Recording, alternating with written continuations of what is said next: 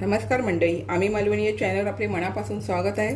चला तर आपण मस्त असं दुधाची पावडर, साखर, आंबा वापरून छान अशी आंबा वडी करून दाखवूया। तर एक नंबर अशी आंबा वडी होते। चला तर मग आपण ही आंब्याची चांगली अशी आंबा वडीची रेसिपी पाहायला घेऊया। नमस्कार मंडळी, हे बघा आंब्याची बर्फी करण्यासाठी तुम्ही आंबा मावा बर्फी पण म्हणू शकता, कारण आपल्याला काय माहिती आहे, चार आंब्याचा जरी गर काढून घेतला तरी मिल्क पावडरचा वापर करायचा आहे। तुम्ही यामध्ये मावा घातला तरी चालेल, पण मिल्क पावडरनी जास्त दिवस तुमची आंबा वडी चांगली टिकून राहते, त्याच्यामुळे मिल्क पावडरचा वापर करायचा आहे। मी 4 आंब्याचा गर घेतला आहे। तसं बघा सेम वाटी मी मिल्क पावडर घेतली, सेम वाटी मी साखर घेतलेली आहे। आंबा थोडा आंबट गोड असतो किंवा पूर्ण गोड असलं तरी थोडंसं प्रमाण कमी केलं तरी चालेल।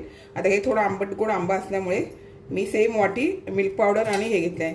आणि जरा त्याच्यासाठी छान असं सुगंध येण्यासाठी, चांगली चव येण्यासाठी आपल्याला त्यामध्ये वेलची पावडर घालून घ्यायची। मी साखरेमध्ये वाटलेली वेलची पावडर अगदी 4 पदार्थ वापरून, आणि आपल्याला प्लेटला तूप लावण्यासाठी म्हणजे 5 पदार्थ वापरून आपल्याला ही छान अशी आंबा बर्फी करता येते। तर चला तर आपण ही आता आंबा बर्फी करायला घेऊया। आता हे बघा कढईमध्ये मी हे आंब्याचा जो पल्प असतो, गर असतो, तो आपण ह्यामध्ये कढईमध्ये घालून घेतला। पहिला आपल्याला आंबा आणि साखर हे सर्व व्यवस्थित असं थोडंसं घट्ट होईपर्यंत करायचं। मग मिल्क पावडर आणि वेलची पावडरचा वापर करायचा, जेणेकरून बघा आपले आंबे, तुमचे घरात जास्त आंबे असतील, काय करायचे, किती खाणार माणूस, महिनाभर आंबाच खात राहणार। तर अशा प्रकारचे तुम्ही आंब्याची साठा, आंब्याची वडी किंवा आंब्याचा रस स्टोर करून ठेवला तरी चालेल। आता हे बघा मस्त असं थोडं गरम होत आलं आहे। मी चालू शेगडीमध्येच हे घालून घेतलेलं आहे। आता आपल्याला ह्यामध्ये साखर घालायची आहे हाताबरोबर। साखर घातले का थोडं पातळ होतं, परत घट्ट व्हायला आपल्याला वेळ द्यावा लागतो। आणि मध्ये मध्ये तुम्ही गॅस बारीक करा, कारण हे उडलं जातं, असं छिटे असे ह्याचे उडले जातात, त्याच्यामुळे तुम्ही मध्ये मध्ये गॅस बारीक केला तरी चालेल। कारण आपल्याला आंबा वडी करायची आहे, आंब्याचा साठा नाही करायचा आहे। आंब्याचा साठा केला तर नुसती साखर विरघळून झाली आणि तुम्ही ताटावर घालून घेतलात तरी चालतं, पण ह्याला आपल्याला घट्टपणा येऊ द्यायचा आहे, त्याच्यामुळे आपण व्यवस्थित ढवळून घ्यायचं आधीमध्ये। आता हे मी चांगलं साखर विरघळेपर्यंत आणि थोडंसं घट्ट होईपर्यंत चांगलं असं परतून घेते। तर मंडळी बघा, अशी बाजारात तुम्ही गावी कोकणात गेलात ना, तर तुम्हाला प्लॅटफॉर्मवरती किंवा दुकानामध्ये अशा प्रकारची जी मी बनवते तशी आंबावडी तुम्हाला मिळते। पण एवढूसा डब्बा असतो, तो 150 ते 120 रुपयापर्यंत तो डब्बा असतो। मग तुमच्याकडे जर आंबे भरपूर आले असतील तर अशा प्रकारे तुम्ही मंडळी आंबावडी बनवून ठेवा। तुम्ही फ्रीजमध्ये स्टोर करून ठेवलात तरी तुमची वडी 6-6 महिने आरामशीर राहते, आणि आंबे पण आपले फुकट जाणार नाही, जेणेकरून आपल्याला पाहिजे तेव्हा ही आंब्याची वडी तोंडात घालता येते। आता आपल्याला हे घट्ट होईपर्यंत आपल्याला परतून घ्यायचं आहे, अजिबात चमचा काढायचा नाही, मध्ये मध्ये आपल्याला असं परतून घ्यायचं आहे। मध्येच गॅस तुम्ही फास्ट करा, मध्येच गॅस तुम्ही असं टपटप उडायला लागले काय मग बारीक करा। अशा प्रकारे आपल्याला हे घट्ट करून घ्यायचं आहे। आता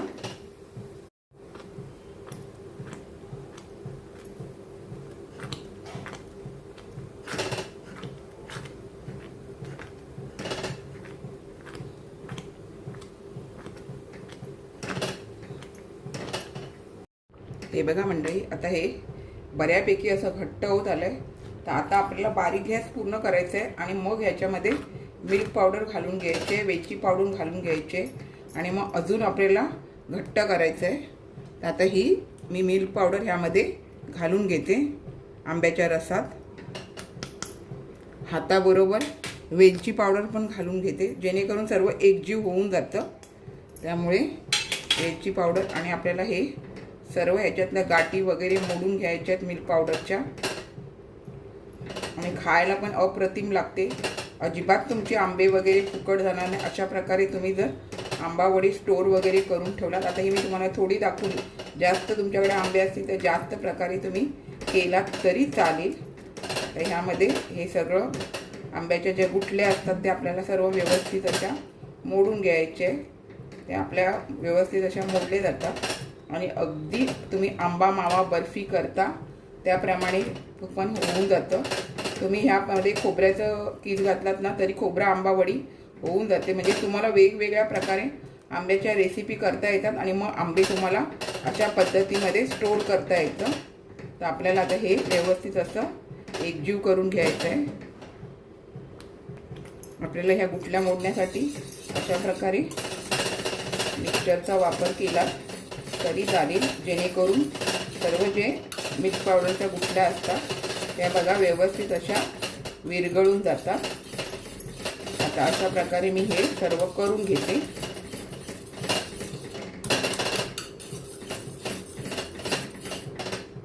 हे बघा, आपण आता ह्या दुधाच्या गाठी असतात ना त्या बऱ्यापैकी व्यवस्थित आपण मिक्सचरने मोडून घेतल्या. थोडं राहिलं तरी चालून जातं.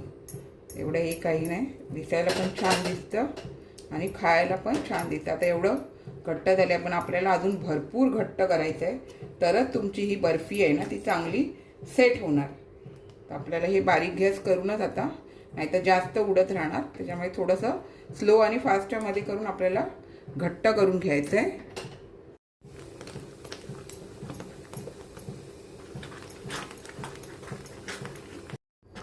हे बघा, आता असं कढईने सोडलं ना तर आपल्याला लगेच नाही काढायचं, अजून आपल्याला घट्ट होऊ द्यायचं. बघा आपण किती वस्तू घेतलेल्या आहे आणि त्याच्यामध्ये 4 आंब्याचा गर, एवढं मिल्क पावडर. म्हणून तुम्हाला बाजारामध्ये आंबावडी ही बरोबर महाग भेटते, कारण करायला पण तेवढी प्रोसेस लागते. आपण म्हणतो अरे बापरे एवढ्याशा वड्या किती महाग आहेत त्या.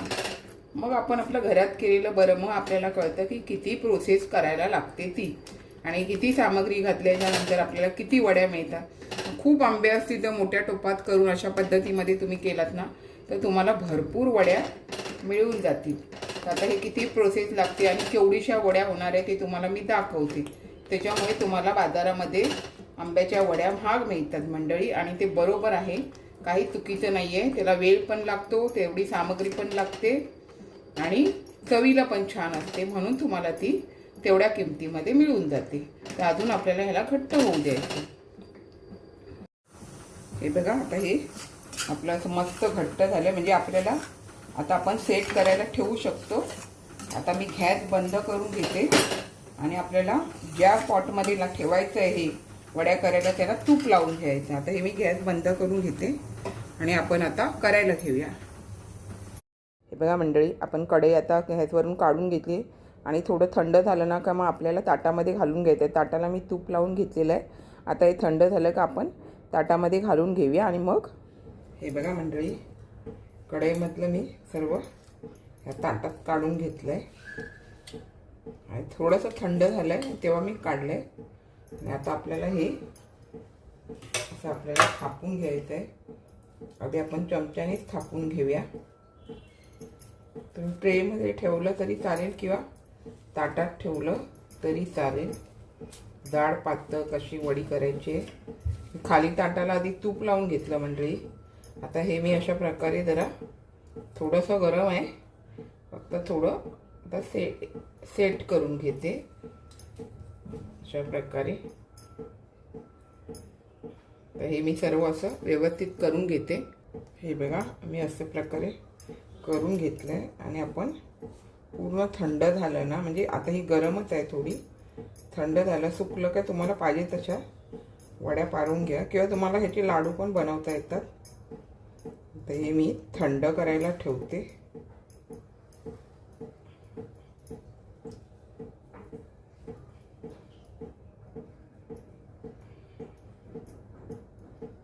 हे बघा, ते मस्त झालेलं आहे. आपण थंड करायला ठेवूया, म्हणजे थोडं सुकायला ठेवूया आणि मग नंतर त्याच्या वड्या पाडून घेऊया.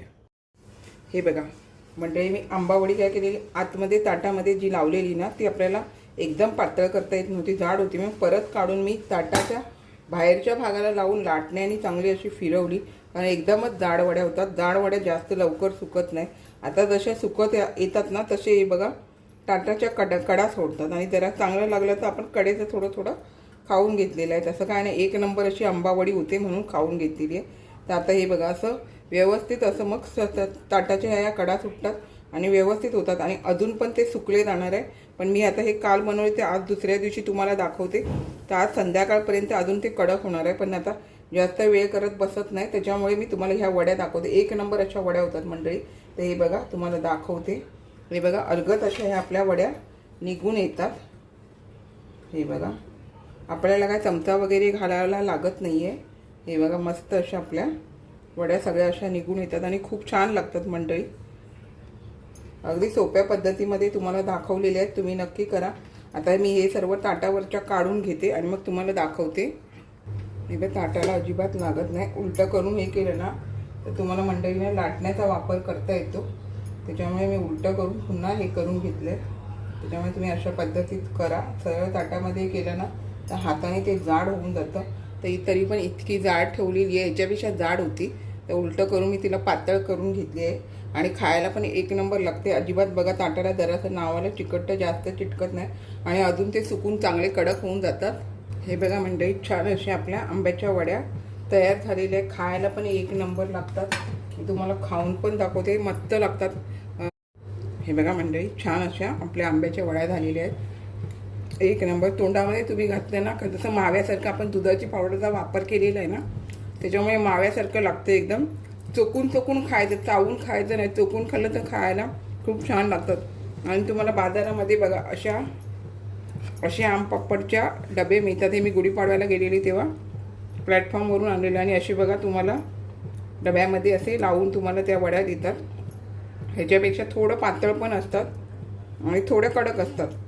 हे तुम्ही फ्रीजमध्ये ठेवलं ना तरी पण छान असे कडक होऊन जातात. आता एवढे पीस तुम्हाला 100-1 रुपयापर्यंत मिळून जातं आणि खायला छान लागतं. आपण म्हणतो की खायला छान लागणार नाही, पण एक नंबर असं तोंडात घातल्यावर विरघळले जातात. अशा प्रकारे हे तुम्हाला आम पापड बाजारामध्ये सुद्धा मिळतात. पण मी गुढीपाडव्याला गेलेली तेव्हा हा डबा घेऊन आलेली. तेव्हा आंब्याचं एवढं हे नव्हतं. तर आता आंब्याचा सीझन असल्यामुळे तुम्हाला आम पापड बनवून दाखवले. आणि अजून आंब्याचा सीझन संपलेला नाही आहे, तर तुम्ही अशा प्रकारे नक्की करा. तुम्हाला आवडतील आणि मस्त तोंडात घातल्यावर माव्यासारखे लागतात. एक नंबर अशी आंबावडी झालेली आहे. हे बघा मंडळी, छान अशी मी आपणास आंबावड्या करून दाखवलेल्या आहेत. अशाच नवनवीन रेसिपी किंवा इतर व्हिडिओसहित मी आपणास कायम भेटतच असते. आपण माझ्या चॅनलला लाईक, शेअर, सबस्क्राईब, हाईप करायला विसरू नका. चला तर आता इथेच थांबते. मस्त खा आणि स्वस्त राहा. आपण माझे व्हिडिओ पूर्ण पाहता त्याबद्दल मनापासून खूप खूप धन्यवाद.